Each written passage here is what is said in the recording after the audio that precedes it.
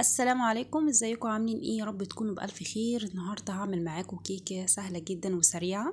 مش هقول لكم ان هي من غير بيض خالص، لا هي بيضه واحده بس بجد جميله جدا، عامله زي الجاتو كده او الشاتو، حاجه كده جميله جدا، وهم بصراحه. تعالوا نشوف هنعمل ايه مع بعض.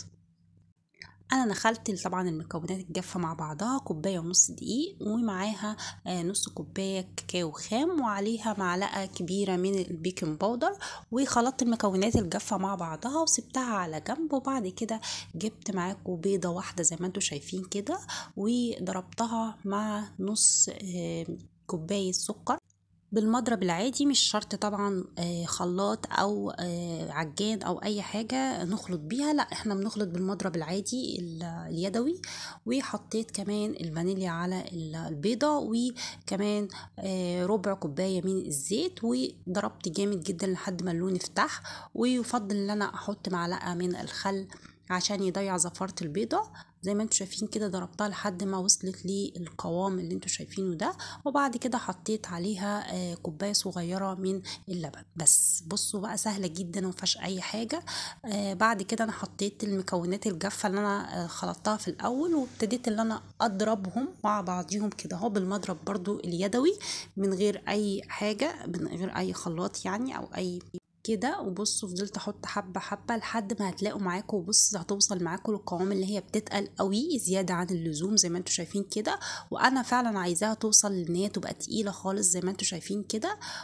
وفي الاخر هضيف نص كوباية مية مغلية وهحط عليها علشان بس تعزز النكهة او توضح تخلي طعم الشوكولاتة باين.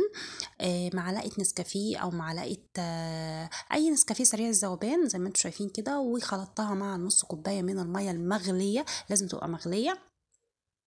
واضفتها على الخليط معايا، وفضلت اقلب كده زي ما انتم شايفين لحد ما وصلت معايا للقوام اللي هو بتاع الكيكه. بصوا بجد رهيب. طبعا معلقه النسكافيه دي بتخلي ريحتها تحفه، ريحتها جميله جدا وهي لسه ما استوتش، ريحتها تحفه. بصوا بقى وصلت للقوام الحلو قوي ده. بعدين بقى هحطها في صينيه. انا حبيت ان انا اوسع الصينيه شويه، ممكن تحطها في صينيه اصغر، بس انا حابه الصينيه ان هي تكون كبيره علشان لما تكون رفيعه ما تكونش تخينه، انا عايزاها تبقى رفيعه شويه، سمكها يعني يكون رفيع شويه. ودهنتها زيت كده، رشة زيت كده او دهنوها بأي حاجة كده دهنية، مادة دهنية، مش شرط زيت، ممكن أي مادة دهنية تدهنوها. وأضفت الخليط زي ما انتوا شايفين كده. بصوا بجد جميل جدا، ريحتها حلوة قوي. وعشان انا حطيتها في صينية كبيرة، انا طبعا سمكها قل شوية، فحطيتها على درجة حرارة 180 لمدة 35 دقيقة فقط، ما تزيدش عن كده لان هي ممكن تتحرق من فوق او من تحت. بعد كده هنعمل الصوص بتاعنا. الصوص ده سهل جدا مفيهوش حاجة، عبارة عن كوباية لبن كبيرة، وعليها نص كوباية من الكاكاو الخام، ويفضل ان هو يكون كاكاو حلو، يعني يكون كاكاو نضيف. ومعلقتين من الدقيق ومعلقة من النشا، ونص كوباية من السكر. طبعا انتوا ممكن تقللوا السكر لو انتوا عايزينها ما تكونش مسكرة قوي. بس حطيتها على النار بقى لحد ما وصلت للقوام ده. طبعا القوام ده شوية تقيل، فانا هخففه معاكم، بس قلت اسيبها تهدى شوية لان انا كده كده هخففه لما تبرد. بصوا في الاخر بعد ما هي طلعت من على النار او ان انا شلتها من على النار، حطيت مكعب زبدة بقى او شوية زيت، اي حاجة بقى مادة دهنية عندك هتديها لمعة حلوة قوي. بصوا لما خرجت من الفرن جميلة قوي، ريحتها حلوة قوي. طبعا انا خرمتها كده علشان اشوفها استوت ولا لا، وبعدين كملت الاخرام علشان تتسقي او ما تتسقيش براحتكم. جبت بقى الصوص بتاعي بعد ما هدي شوية، طبعا انا غطيته عشان ما يعملش قشرة من فوق.